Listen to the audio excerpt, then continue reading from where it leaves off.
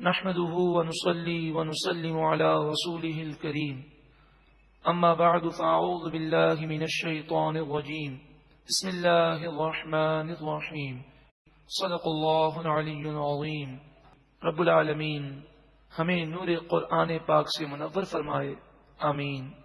سورۃ المؤمنون کی آیت نمبر 33 اور تیسرا رکو۔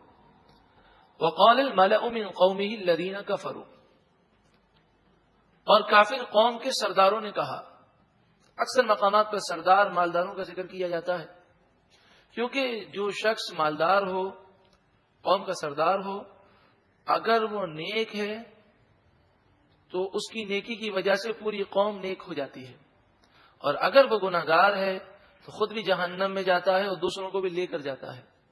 کیونکہ اکثر غریب لوگ ایسے دنیاوی طور پر جو بڑے لوگ ہوتے ہیں، مالدار ہیں، سردار ہیں، افسر ہیں، وزراء ہیں، ان کے طور طریقے اور ان کے انداز کو اپناتے ہیں۔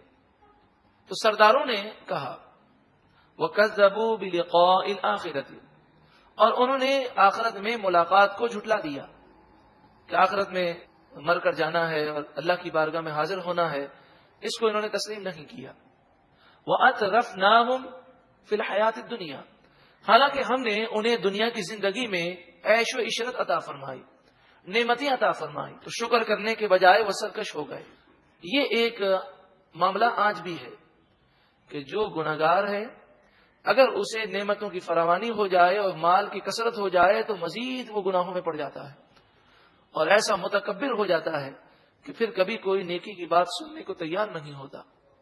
وہ کہنے لگے ما ھذا الا بشر مثلکم، یہ تو تمہارے جیسے بشر ہے۔ نبی کے مقام و مرتبے کو قوم عاد نے نہ سمجھا۔ یاکل مما تاکلون منہ، جس سے تم کھاتے ہو انہی چیزوں سے وہ کھاتے ہیں۔ ویشرب مما تشربون، اور جن چیزوں سے تم پیتے ہو انہی چیزوں سے وہ پیتے ہیں۔ مراد یہ کہ جو تم کھاتے ہو، جو تم پیتے ہو، یہ نبی وہی کھاتے وہی پیتے ہیں۔ تو ان کی نگاہوں میں طاقت کیسے پیدا ہو گئی کہ فرشتوں سے کلام کر رہے ہیں، دیکھ رہے ہیں، وہی کو سن رہے ہیں، اور ان کی عقل اور ان کا شعور اور ان کا مقام و مرتبہ اس قدر بلند کیسے ہو گیا کہ جب ہم جو چیز کھاتے ہیں وہ بھی یہی چیز کھاتے ہیں، تو ہماری عقل اور ان کی عقل میں اتنا بڑا فرق کیسے ہے؟ وہ اس بات کو نہ سمجھ سکے کہ اللہ تعالیٰ جسے مقام و مرتبہ دینا چاہے اسے مقام و مرتبہ عطا فرماتا ہے۔ وَلَئِنْ أَطَعْتُمْ بَشَرًا مِثْلَكُمْ، اب چونکہ قوم کے سردار تھے، ساری قوم ان کی فرما بردار تھی، تو کہنے لگے کہ تم وَلَئِنْ اگر أَطَعْتُمْ بَشَرًا مِثْلَكُمْ، تم نے اپنے جیسے بشر کی پیروی کی، انکم اذا لخاسرون، بے شک اس وقت ضرور تم نقصان اٹھانے والے ہو جاؤ گے۔ تو تم سردار ہو کر اپنے جیسے بشر کی باتیں مانو اور انہیں نبی مان لو، یہ تمہارے لیے بہت نقصان کی بات ہے۔ مراد یہ ہے کہ یہ متکبر تھے، غرور تھا جس نے انہیں حق سے روک دیا۔ دوسری بات، انہوں نے نبی کے ظاہر کو دیکھا، انہیں اللہ نے جو مقام و مرتبہ دیا وہ اس کو نہ سمجھ سکے۔ اَیَعِدُکُمْ اَنَّکُمْ اِذَا مِتُّمْ، کیا وہ تم سے وعدہ کرتے ہیں بے شک جب تم مر جاؤ گے، وَكُنْتُمْ تُرَابًا، اور تم مٹی ہو جاؤ گے، وَعِظَامًا، اور تم ہڈیاں ہڈیاں ہو جاؤ گے، اَنَّکُمْ مُخْرَجُونَ، بے شک تم نکالے جاؤ گے۔ یعنی کافر اس بات پر حیرت کا اظہار کرتے اور آپس میں کہتے کیا یہ تم سے ایسے وعدے کرتے ہیں یہ نبی؟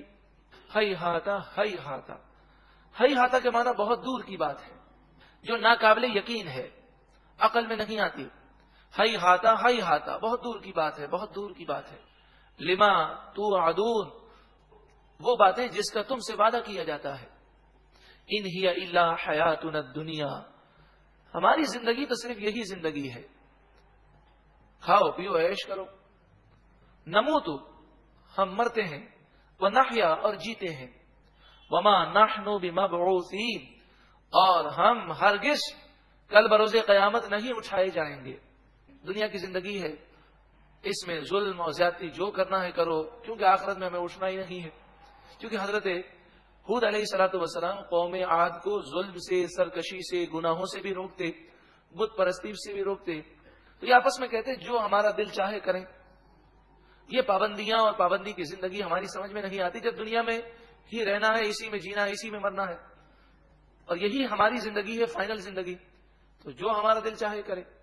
یعنی جو موجودہ دور میں جس چیز کو چاندی کا ورق لگا کر خوبصورت بنا کر پیش کیا جاتا ہے روشن خیالی کے نام سے، آزادی کے نام سے، وہی سوچ ان کافروں کی تھی کہ آزادی ہونی چاہیے، اسی میں جینا، اسی میں مرنا ہے، یہ قیامت کی فکر، اور یہ کرو گے تو حرام، اور یہ کرو گے تو ناجائز، اور اس طرح زندگی گزارنی ہے۔ ان ہی الا حیاتنا الدنیا، ہماری زندگی تو صرف دنیا کی زندگی ہے، نموت و نحیا، جیتے ہیں ہم، مرتے ہیں، وما نحن بمبعوثین، ہمیں ہرگز دوبارہ نہیں اٹھایا جائے گا۔ ان هو الا رجل افترى على الله كذبا، پھر حضرت ہود علیہ السلام کی انہوں نے بے ادبی کی اور کہنے لگے یہ مرد تو صرف اللہ تعالیٰ پر جھوٹ باندھ رہا ہے۔ وما نحن له بمؤمنین، ہم ہرگز ان پر ایمان نہیں لائیں گے۔ قال رب انصرنی بما کذبون، حضرت ہود علیہ السلام نے عرض کی پروردگار میری مدد فرما اس پر کہ ان کافروں نے مجھے جھٹلا دیا اور میری جان کے دشمن ہے۔ قال عما قلیل، اللہ تعالیٰ نے فرمایا تھوڑا سا وقت باقی ہے، ان قریب لیصبحن نادمین، ضرور بضرور وہ صبح ندامت کرتے ہوئے کریں گے۔ سو رہے تھے یہ لوگ اور ساری رات اور دن ان کا یہی مشغلہ تھا کہ حضرت ہود علیہ السلام اور مومنوں کے خلاف پروپیگنڈا کرتے، باتیں کرتے۔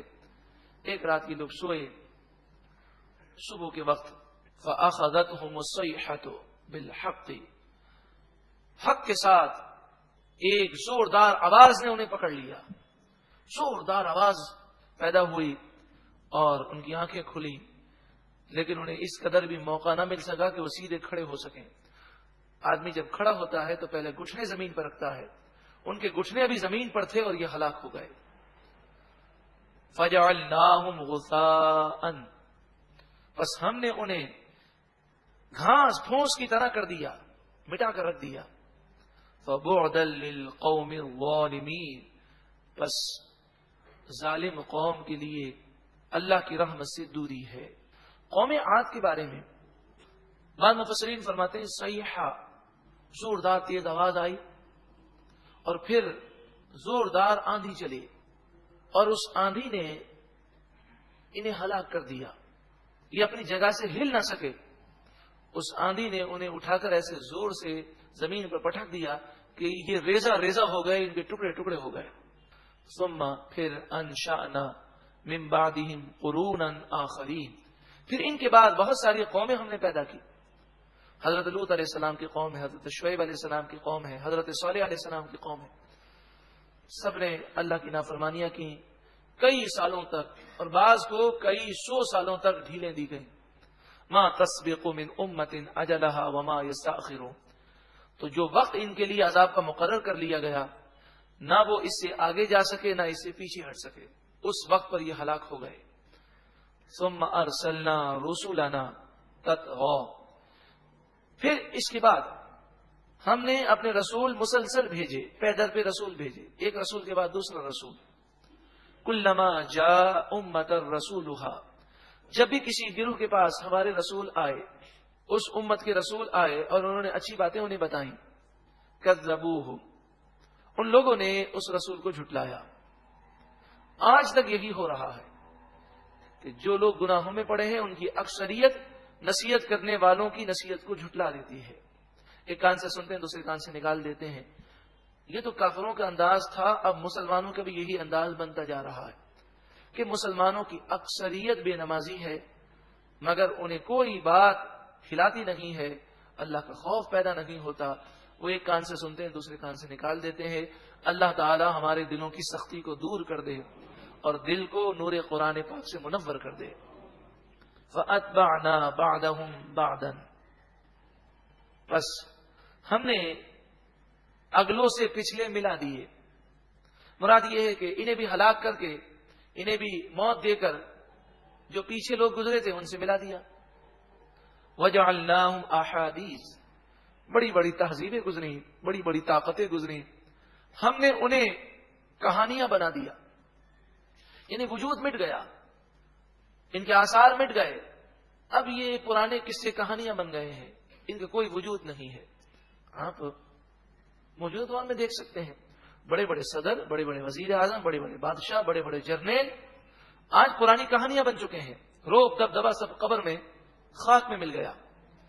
فَبُعْدًا لِقَوْمٍ لَا يُؤْمِنُونَ، بس اس قوم کے لیے اللہ کی رحمت سے دوری ہے جو ایمان نہیں لاتی. ثم ارسلنا موسیٰ وَأَخَاهُ هَارُونَ بِآيَاتِنَا، پھر ہم نے موسیٰ علیہ السلام اور ان کے بھائی ہارون علیہ السلام کو ہماری نشانیوں کے ساتھ بھیجا. وَسُلْطَانٍ مُبِينٍ، اور واضح غلبے کے ساتھ بھیجا. یعنی موسیٰ علیہ السلام اور ہارون علیہ السلام کا روب اللہ تعالیٰ نے وہ دیا کہ فرعون دشمن ہونے کے باوجود ان کے خلاف کوئی اقدام نہیں کر سکتا تھا. اِلَىٰ فِرْعَوْنَ وَمَلَئِهِ، فرعون کی طرف اور اس کے سرداروں کی طرف. فَاسْتَكْبَرُوا، بس انہوں نے تکبر کیا. وَكَانُوا قَوْمًا عَالِينَ، وہ عالی قوم تھے. عالی کے معنی فرعونیوں کو بڑا غلبہ تھا، اس لیے انہوں نے تکبر کیا. مال بھی تھا، اقتدار بھی تھا، اور مسلمانوں پر انہیں غلبہ بھی حاصل تھا. فقالوا، وہ بولے، انؤمن لبشرین مثلنا، کیا ہم ہمارے جیسے دو بشر کی خاطر ایمان لے آئیں. وقومهما لنا عابدون، اور ان دونوں کی قوم بنی اسرائیل ہماری غلام ہے، ہماری فرما بردار ہے، تو ہم ان پر ایمان لے آئیں تاکہ انہیں غلبہ مل جائے. فکذبوہما، پس انہوں نے ان دونوں کو، موسیٰ علیہ السلام اور ہارون علیہ السلام کو جھٹلا دیا. فکانوا من المہلکین، پس وہ ہلاک ہونے والوں میں سے ہو گئے، وہ بھی تباہ ہو گئے. وَلَقَدْ آتَيْنَا مُوسَى الْكِتَابَ لَعَلَّهُمْ يَهْتَدُونَ، اور بے شک ہم نے موسیٰ علیہ السلام کو کتاب دی تاکہ یہ لوگ ہدایت پائیں. وَجَعَلْنَا ابْنَ مَرْيَمَ وَأُمَّهُ آیَةً، اور ہم نے عیسیٰ ابن مریم کو اور ان کی ماں کو نشانی بنایا، ہماری قدرت کی نشانی. وَآوَيْنَاهُمَا، اور ہم نے ان دونوں کو پناہ دی، انہیں ٹھکانہ دیا. إِلَىٰ رَبْوَةٍ، اونچی جگہ کی طرف. اونچی جگہ سے مراد بعض مفسرین کے نزدیک فلسطین کی سرزمین ہے. ذات قرار، کہ آج بھی فلسطین کی سرزمین میں حضرت مریم رضی اللہ تعالی عنہا کا مزار اقدس موجود ہے. ذات قرار، وہ سرزمین کہ جو رہنے کی جگہ ہے، جہاں پر رہنا چاہیے، رہنے کی اور انسانی ضروریات کی تمام چیزیں وہاں پر موجود ہیں. وَمَعِینٍ، اور آنکھوں کے سامنے بہتا پانی. فلسطین کی سرزمین جس زمانے میں قرآن پاک کا نزول ہوا، اس زمانے میں دنیا میں تمام زمینوں میں سب سے یہ خوبصورت، زرخیز اور بڑی ہی شاداب تھی. تو فرمایا وہ سرزمین کہ جس کی طرف حضرت مریم اور حضرت عیسیٰ علیہ السلام کو ہم نے ٹھکانہ دیا، وہ ایسی سرسبز اور شاداب سرزمین تھی. یہ سارا مقام و مرتبہ اللہ تعالیٰ نے حضرت عیسیٰ علیہ السلام اور ان کی ماں کو عطا فرمایا کہ حضرت مریم جب حضرت عیسیٰ علیہ السلام کو لے کر آئیں تو پوری دنیا میں شاید ہی کوئی ایسا ہو، ان دنیا کے لوگوں کی اکثریت حضرت عیسیٰ علیہ السلام کو شہید کرنے کے در پہ تھی، مگر جسے اللہ تعالیٰ رکھے اسے کوئی نقصان نہیں پہنچا سکتا. تو اس میں نصیحت ہے کہ کافروں، تم اسلامی ریاست کو مٹانے کی کوشش کرو یا نبی اکرم صلی اللہ علیہ وآلہ وسلم کو نقصان پہنچانے کی کوشش کرو، اللہ تعالیٰ اپنے نبی کی حفاظت فرمائے گا اور یہ دین تا قیامت قائم و دائم رہے گا. یہ اللہ رب العالمین کی رحمت ہے کہ آج مسلمان انتہائی کمزور ہیں اور اپنے دین کی بقا کے لیے غافل بھی ہیں. کھیل کود میں، عیاشیوں میں، گناہوں میں پڑے ہیں. اپنی دولت ہم مسلمان ضائع کر رہے ہیں، فضول رسومات میں، فضول اور ناجائز کھیل کود میں اور گناہوں میں ہم ضائع کر رہے ہیں. لیکن اس کے باوجود آج اللہ تبارک و تعالی نے اسلام کی مدد فرمائی ہے کہ اس قدر ظلم ہونے کے باوجود بڑی تیزی کے ساتھ اسلام پھیل رہا ہے. اگر مسلمان خواب غفلت سے بیدار ہو جائیں اور مغربی اور یہود و نصارہ کی تہذیب کو ٹھکرا دیں اور اسلام پر اور حضور کی سنتوں پر عمل پیرا ہو جائیں اور نور قرآن پاک سے منور ہو جائے تو ان قریب ہماری شکست فتح میں تبدیل ہو جائے. اللہ تعالیٰ مسلمانوں کو عقل سلیم عطا فرمائے. ایک مرتبہ محبت کے ساتھ درود و سلام پڑھی. اللہم صلی علی سیدنا و مولانا